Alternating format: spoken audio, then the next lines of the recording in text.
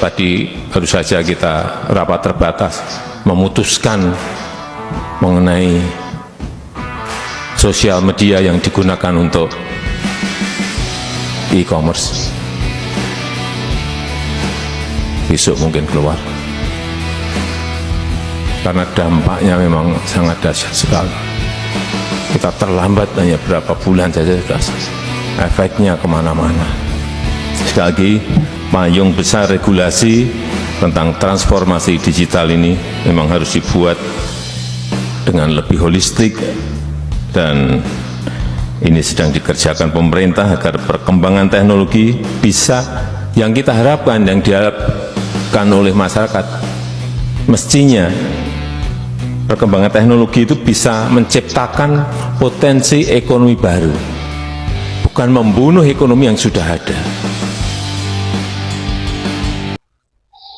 Assalamualaikum warahmatullahi wabarakatuh. Salam, Om Swastiastu, Namo Buddhaya, salam kebajikan dan salam sejahtera untuk kita semua. Saudaraku sebangsa dan setanah air, dalam cuplikan video tadi kita mendengar bagaimana Presiden Joko Widodo dengan tegas mengatakan bahwa media sosial yang menggunakan e-commerce akan ditutup. Media sosial yang dimaksudkan oleh Bapak Presiden Joko Widodo ini adalah TikTok. Dalam beberapa menit ke depan, saya pun akan menghadirkan cuplikan-cuplikan video yang berisi tentang tanggapan-tanggapan dari pemirsa, dari netizen yang ada di tanah air ini. Mereka merasa kecewa. Mereka merasa bahwa keputusan ini sangat tidak bijak. Di satu sisi, dunia digital, di era digital ini sebenarnya mempermudahkan segala sesuatu. Tapi di sisi lain, kenapa pemerintah malah mau menutup TikTok Shop yang selama ini kita ketahui banyak sekali anak-anak bangsa menggunakan media tersebut. Mereka mengais rezeki dari TikTok Shop.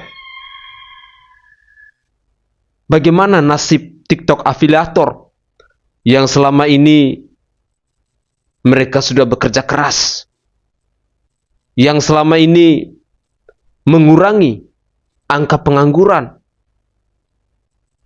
Jujur ya, saya secara pribadi menilai bahwa TikTok Shop ini sangat membantu sebenarnya kepada kita-kita yang tidak punya pekerjaan tetap,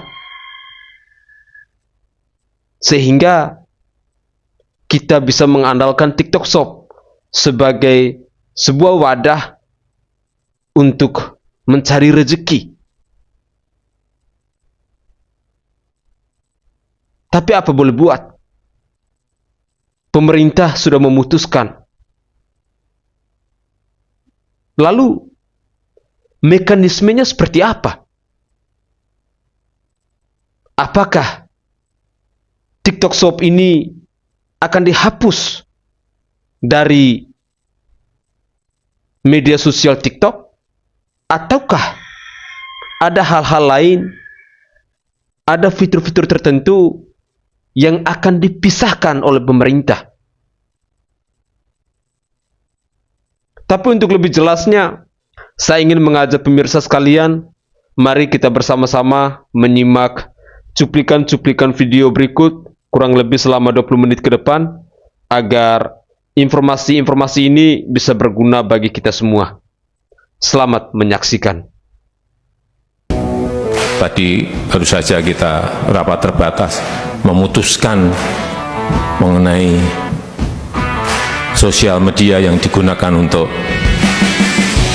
e-commerce. Besok mungkin keluar, karena dampaknya memang sangat dahsyat sekali. Kita terlambat hanya berapa bulan saja sudah efeknya kemana-mana. Sekali lagi, payung besar regulasi tentang transformasi digital ini memang harus dibuat dengan lebih holistik, dan ini sedang dikerjakan pemerintah agar perkembangan teknologi bisa yang kita harapkan, yang diharapkan oleh masyarakat. Mestinya perkembangan teknologi itu bisa menciptakan potensi ekonomi baru, bukan membunuh ekonomi yang sudah ada, bukan menggerus ekonomi yang sudah ada. Dan yang terakhir, untuk publisher rights, kita memang sudah lama membahas ini dengan seluruh pemangku kepentingan. Dulu saya menyampaikan, paling sebulan selesai Pak, kita kerjain siang, tapi dalam prakteknya memang sangat rumit sekali. Yang ini ya, ini enggak mau, yang ini mau, ini enggak mau. Lama-lama juga enggak rampung-rampung. Ini sudah kita bahas sangat lama dan sekarang memang prosesnya sudah hampir selesai. Belum selesai, hampir selesai. Moga-moga yang tinggal sedikit ini tidak menjadi tarik-menarik lagi. Yang perlu ditingkatkan itu, dan titik temu antar pemangku kepentingan saya lihat sudah mulai terlihat, mulai menguat, dan insya Allah ini akan cepat selesai. Dan saya tahu ini menjadi concern bagi media dan pers. Saya rasa itu yang ingin saya sampaikan dalam kesempatan yang berbahagia ini, dan dengan mengucap Bismillahirrahmanirrahim, pada siang hari ini secara resmi saya buka Kongres ke-25 Persatuan Wartawan Indonesia tahun 2023. Terima kasih. Wassalamualaikum warahmatullahi wabarakatuh. Dilanjut. Alasan TikTok Shop mau ditutup. Oke. Apa sih penyebabnya? Menurut Mas Tom dulu, apa penyebabnya TikTok mau dilarang e-commerce-nya? Menurut saya nomor satu, TikTok ini terlalu banyak ABG-nya yang bawel.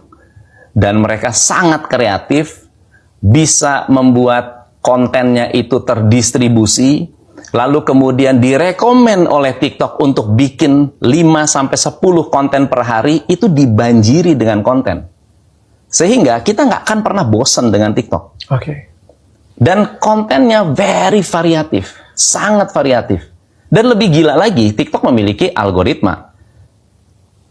Dokter lebih tahu. TikTok punya algoritma. Nah, algoritma inilah yang sebetulnya menurut saya, ya dari sisi TikTok, ada hal yang baik dan nggak baiknya juga sih. Oke. Algoritma ini. Oke. Berarti saya garis bawain, saya simpulkan, saya permudah bahasa Mas Tom. Ya. Berarti TikTok mempunyai masalah seperti sekarang, mau dibabat habis e-commerce-nya karena terlalu berprestasi. Mungkin terlalu canggih. Itu ya. Terlalu booming, terlalu cepat larinya. Betul. Ya, benar ya? Ya. Sama dengan teman-teman yang mungkin dulu ojek pangkalan dengan ojek online, kan sempat ribut juga ya. Iya. Ya, saya rasa ini adalah sesuatu yang pasti harus dilewati oleh semua orang, di mana ketika platform ini sangat platform tinggi ini sekali, booming, pasti akan ada yang pro nggak kontra. happy, Iya, pro kontra. Wah, ini nanti menghabiskan taksi, nanti taksi pada begini, taksi pada begitu, tanpa izin. Dulu Uber juga gitu kan? Uber juga diserang. Ini persis zamannya. Persis zamannya seperti pertama kali Gojek masuk ke Indonesia. Gojek masuk Indonesia atau Uber di Amerika itu kan diprotes sama taksi di mana-mana tanpa izin, tanpa apa. Yakin nih kalau TikTok Shop ditutup, terus toko-toko offline langsung pada rame lagi gitu? Gue mau cerita dari sisi pembeli ya. Memang benar sih, setelah munculnya e-commerce di Indonesia, dari si toko ijo lah, toko oranye lah, sampai yang terakhir TikTok Shop tuh ya, gue tuh memang jadi jarang banget beli offline, gue lebih sering beli online. Tapi gue sebagai pembeli itu punya alasannya kenapa. Alasan yang pertama itu soal waktu. Bayangin kalau gue harus datang ke toko, gue tuh harus berangkat dari rumah, pergi ke toko, itu aja udah mengkonsumsi berapa banyak waktu. Mungkin 30 menit, mungkin 40 menit. Kalau bolak-balik itu mungkin udah 1 jam lebih. Sedangkan kalau gue beli online, gue bisa diem di rumah dan gue udah menghemat waktu 1 jam itu. Yang kedua, ini nggak semua ya, tapi kebanyakan penjual-penjual di sana, kalau misalnya gue tanya, jawabannya tuh jutek-jutek kayak nggak mau ditanya. Sebagai pembeli, gue merasa wajar ya kalau gue pengen banding-bandingin barang. Gue pengen beli barang yang menurut gue tuh terbaik. Tapi pada waktu gue tanya sama penjualnya, gue nggak mendapatkan jawaban. Yang gue dapatkan hanya kejutekan. Gue dijawab dengan jutek lah, dengan apalah, nadanya nggak enak lah. Itu yang gue rasain waktu gue beli ke si toko offline itu. Sedangkan waktu gue belanja di toko online, gue nggak harus banyak nanya nih, gue banyak baca deskripsi yang mereka udah tulis di situ.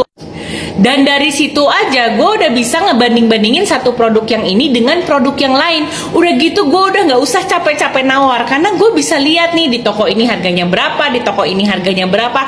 Itu gue bisa lihat dan gue bisa pilih gitu, yang mana toko mana yang mau gue beli. Memang sih ada beberapa kali kecewa gue beli di toko online, udah gitu nggak gue beli lagi di toko itu. Tapi kan kemudian gue punya langganan nih di toko online yang memang servisnya tuh bagus, terus barang-barangnya juga kualitasnya oke, ya pasti gue akan belinya ke sana lagi gitu loh.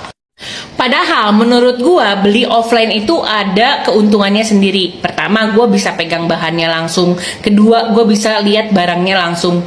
Ketiga, gue mungkin bisa cobain barangnya langsung. Itu menurut gue lebih menguntungkan dari gue belanja di toko online. Tapi pada akhirnya, kenapa gue lebih pilih untuk belanja online daripada belanja offline? Simple aja, karena itu tuh lebih bikin hidup gue nggak ribet.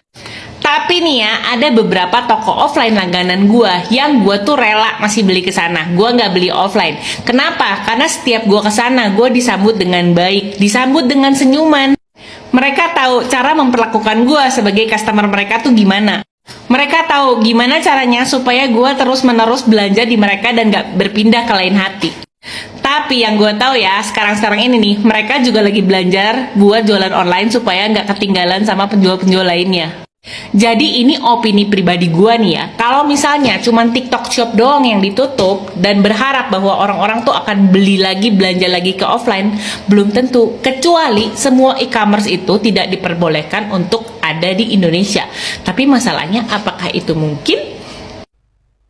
Guys, saya sependapat ya dengan apa yang disampaikan Mbak tadi.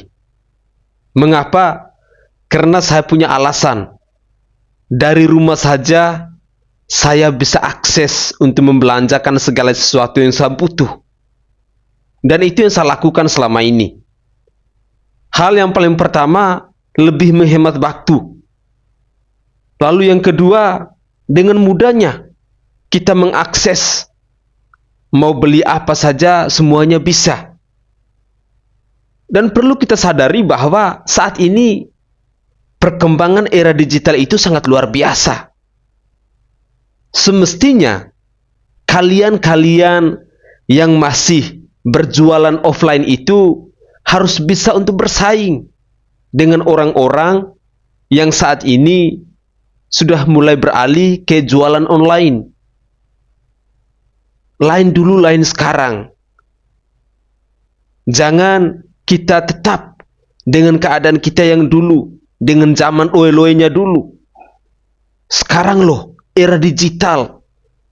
Segala sesuatu akan begitu dengan mudahnya untuk diakses. Dengan modal HP Android aja. Semua informasi, apapun yang kita mau, bisa kita gapai. Mau belanja barang di luar negeri, barang di dalam negeri, produk makanan, minuman, lain sebagainya. Semuanya sudah bisa diakses lewat online. Dan lebih hemat waktunya kita. Jujur, saya secara pribadi selama ini mau belanja sesuatu selalu saya lakukan lewat online. Ngapain sih? Saya keluar-keluar capek ke pasar, capek ke toko, buang waktu, panas terik dan lain sebagainya. Lebih baik saya duduk santai di rumah. Oh, saya mau beli pakaian. Oh, saya mau beli celana. Tinggal cari saja di online shop. Lalu, apakah ketika TikTok Shop ini ditutup, ada jaminan bahwa pedagang UMKM yang saat ini melakukan offline itu penjualannya akan meningkat? Belum tentu. Masyarakat Indonesia ini sudah cerdas.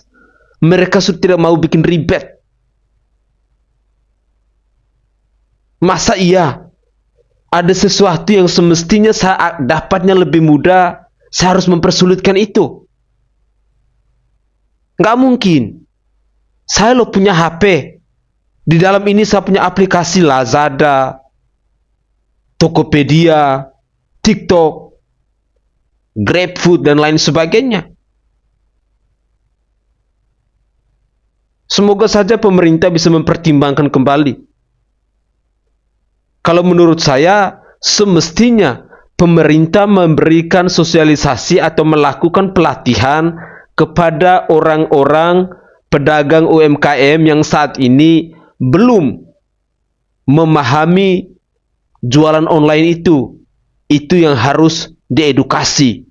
Itu mungkin akan jauh lebih baik ketimbang menutup TikTok Shop-nya. Nggak akan menyelesaikan permasalahan ini. Oke, mari kita lanjut lagi ya. Sumpah ini baru 5 jam yang lalu, Miska. TikTok Shop resmi dilarang untuk jual beli, hanya boleh promosi. Bakal ditutup jika nekat. Di sini aku nggak mau membela TikTok Shop, tapi aku mau cerita ya tentang masalah TikTok Shop ini. Aku sebagai afiliator, sebagai ibu rumah tangga yang pengangguran, yang dulunya nggak bisa menghasilkan, nggak bisa membantu suami untuk mencari nafkah.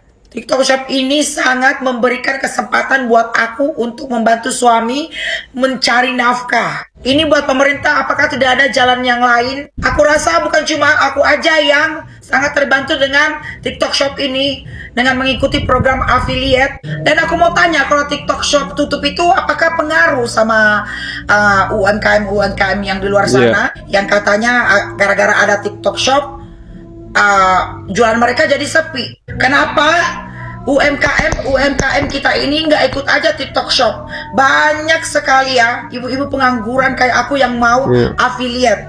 Ya, itu tuh sangat membantu banget loh. Iya, benar, Kalian cuma tinggal kirim sampel aja, kita bantu promosikan, kita bantu jual.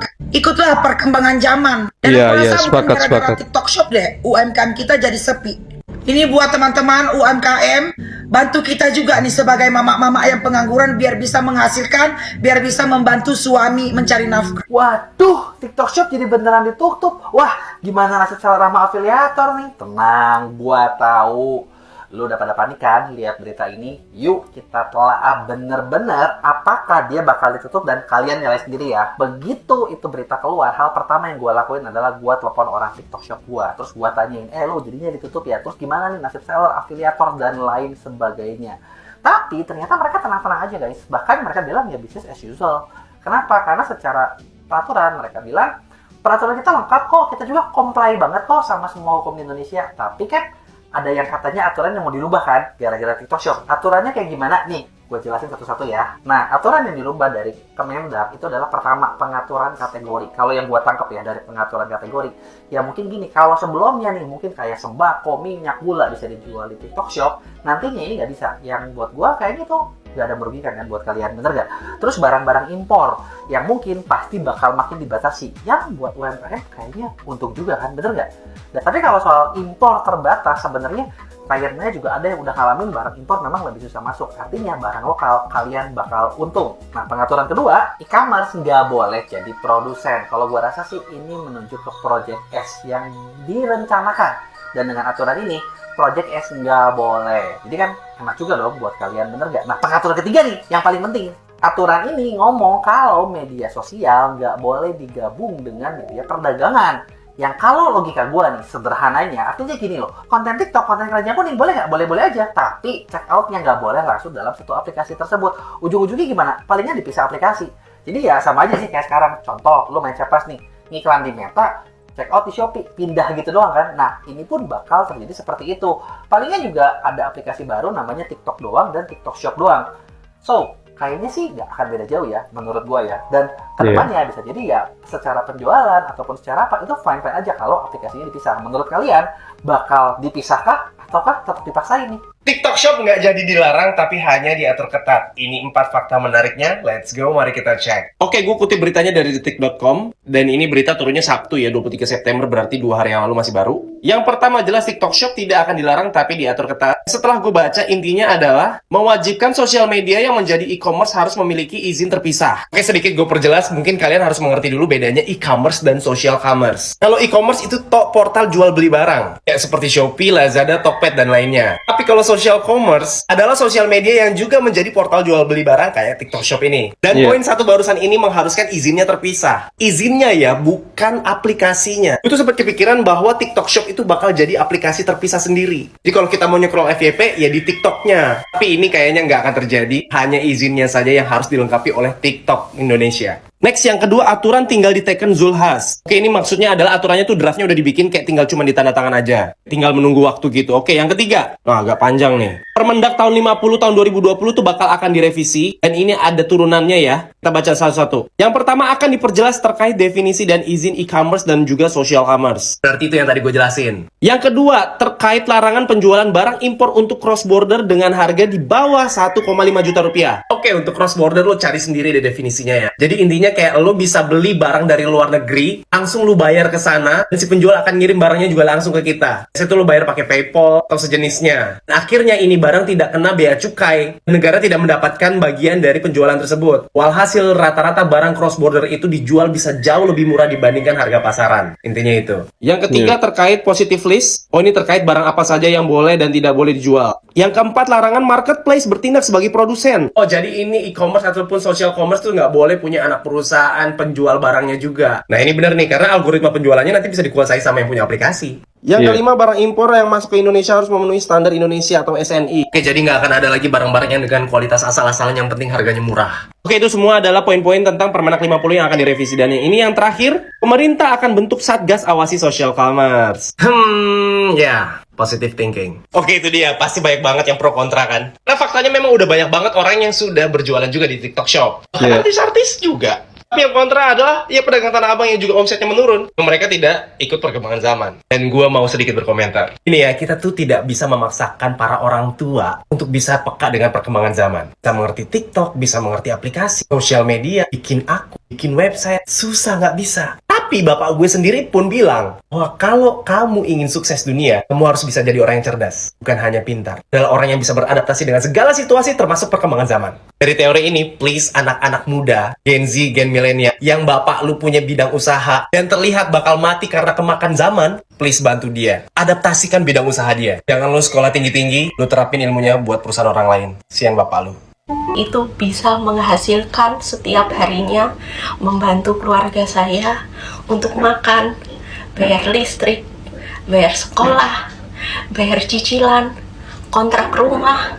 Benar-benar sangat membantu hidup saya. Sebuah cerita dari saya, Pak. Dan banyak banget teman-teman di luar sana yang jauh lebih terbantu dengan adanya TikTok Shop. Banyak banget seller-seller UMKM kecil-kecil yang jadi terangkat, yang hidupnya jadi lebih enak, yang usahanya jadi berjalan dengan adanya TikTok Shop. Coba Pak, dipikirkan lagi Pak, segi positifnya.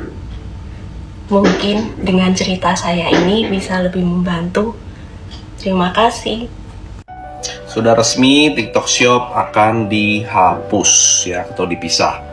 Pak Zulhas, Kemendak, sudah memutuskan kalau misalnya social commerce itu sudah tidak boleh ada lagi. Jadi maksudnya gimana buat yang nggak ngerti, saat ini TikTok itu kan menjadi social commerce, walaupun dalam presentasinya nggak dijelaskan ya, dia hanya menyebut platform, tapi bukan TikTok secara spesifik. Tapi intinya adalah sekarang ini TikTok itu kan adalah social media yang ada TikTok Shop-nya di dalamnya. Jadi kita bisa belanja pada saat kita lagi nonton suatu konten, ada keranjang kuning, kita bisa klik, bisa buy, bisa payment, order, bahkan sampai dengan pengiriman. Nah, itu mau dipisah ya. Jadi sebenarnya TikTok Shop itu tidak akan dihapus, nggak akan dihapus, tapi dipisah. Jadi nanti ke depan nih prediksi gue ya, TikTok akan menjadi dua platform yang berbeda. Yang pertama TikTok seperti biasa ini kita nonton video-video konten. Yang satu lagi adalah seperti Shopee gitu. Jadi kita belanja menggunakan TikTok Shop di sana, toko-toko keranjang apa untuk beli produk itu di sana. Kenapa alasannya dipisah?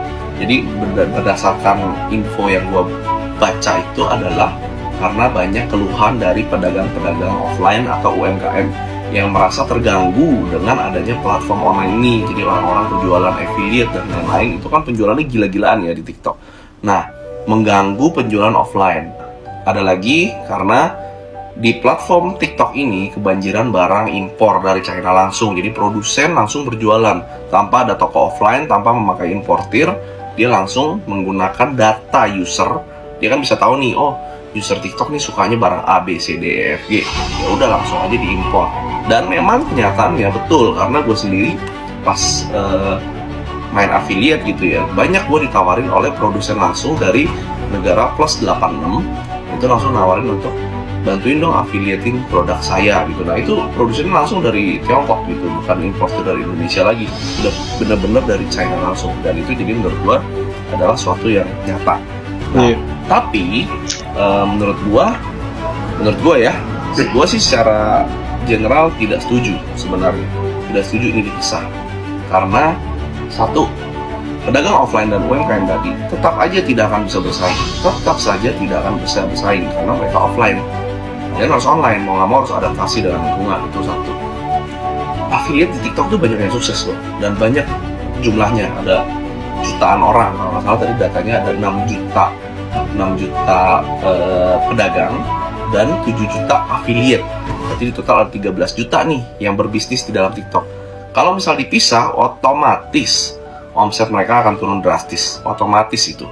Karena yang bisa dilakukan oleh TikTok adalah mempromosikan doang. Jadi nanti akan balik lagi jadi sistemnya endorsement, lalu ada link keluar, linknya itu ke TikTok Shop baru payment. Jadi alurnya akan jadi panjang lagi, yang tadinya gampang jadi panjang lagi. Nah ini akan mempersulit. Kalau menurut gue sih sebenarnya baiknya jangan dipisah, jangan dihalang-halangi kemajuan teknologi ya. Jadi cara mengatasinya sebenarnya bagusnya adalah suruh mendaftar aja. Produsen-produsen yang terdaftar di TikTok Shop itu lebih baik bikin aja surat izinnya dan harus ada toko offline-nya, dan tidak boleh langsung importir produk dari China langsung tanpa importir atau tanpa pedagang lokal. Menurut gue dibatasin itunya aja sih, nggak usah dipisah-pisah begitu, karena kasihan juga yang udah hidupnya berubah nih dari affiliate tuh banyak banget yang jadi kaya. Sekarang mesti mikir lagi nih gimana caranya dapat duit dari online gitu. Menurut kalian gimana? Oke guys, itulah tanggapan-tanggapan dari netizen, dari pelaku-pelaku yang menjual atau yang berdagang secara online lewat TikTok Shop ya. Saya secara pribadi menilai bahwa para pedagang offline ini semestinya bisa mengikuti perkembangan zaman. Itu adalah poin yang paling penting. Kenapa? Karena zaman sekarang semua orang itu maunya simple, tidak mau ribet. Dan pemerintah semestinya tidak usah menutup atau memisahkan TikTok Shop itu.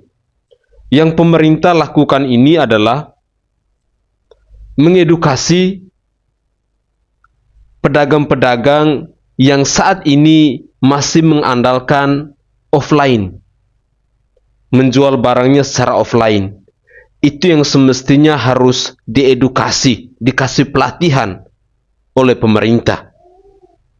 Itu akan jauh lebih baik ketimbang menutup TikTok Shop atau memisahkan TikTok Shop dari TikTok sekarang. Itu akan merugikan banyak orang. Semoga saja pemerintah bisa mendengarkan curahan-curahan hati, keluhan-keluhan yang datangnya dari ibu-ibu rumah tangga, dari para pengangguran, yang selama ini mereka hanya bisa bekerja lewat online. Semoga saja para pedagang offline ini bisa mengikuti perkembangan zaman ini. Sekali lagi saya tegaskan bahwa sekarang ini adalah zaman digital, bukan zaman loe-loe. Sekarang semua orang pingin cepat mudah, simple, tidak mau mempersulit. Apa gunanya sih kita pegang HP Android, aplikasi Lazada, aplikasi Tokopedia, aplikasi Agoda dan lain sebagainya, TikTok dan lain sebagainya, semuanya ada dalam genggaman kita. Lantas kita tidak bisa mempergunakannya dengan baik, kan rugi.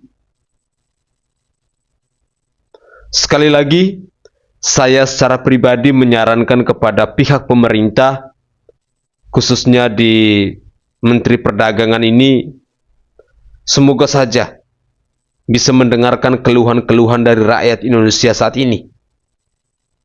Seperti informasi tadi kita mendengarkan bersama bahwa ada 13 juta orang di bangsa ini yang menggunakan media TikTok.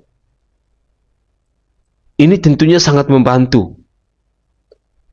Solusi terbaik dari pemerintah saat ini adalah mengedukasi pedagang UMKM yang saat ini masih offline agar bisa mempelajari jualan secara online juga. Itu jauh lebih positif, jauh lebih berguna. Karena dengan memisahkan TikTok Shop dengan TikTok itu tidak menyelesaikan persoalan.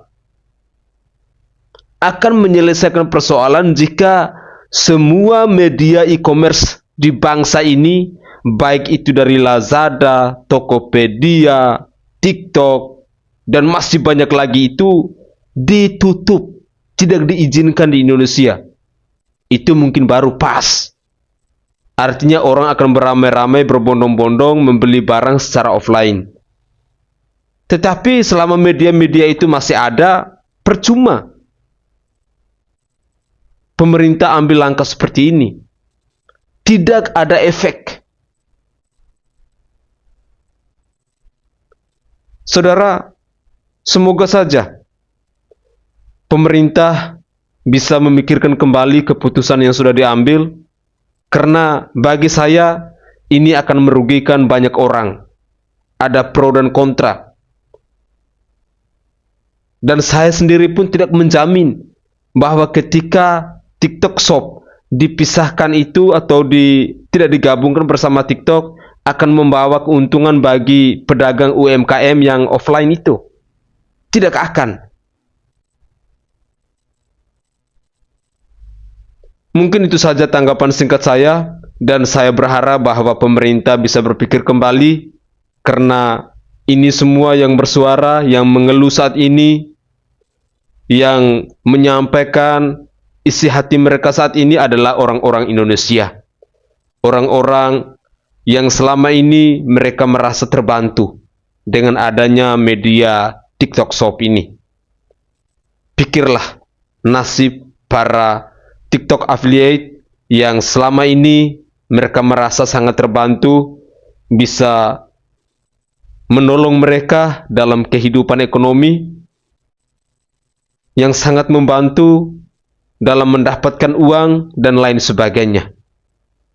Sekali lagi, semoga pemerintah bisa berpikir kembali dalam menutup atau memisahkan TikTok Shop ini.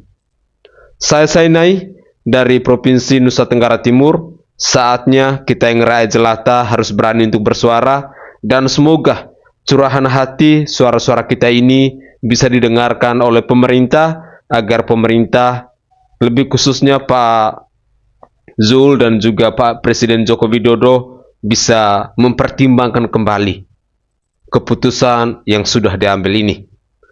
Salam hormat, salam NKRI, dan salam Pancasila untuk kita semua. Tetaplah semangat dalam menjalankan rutinitas harian kita.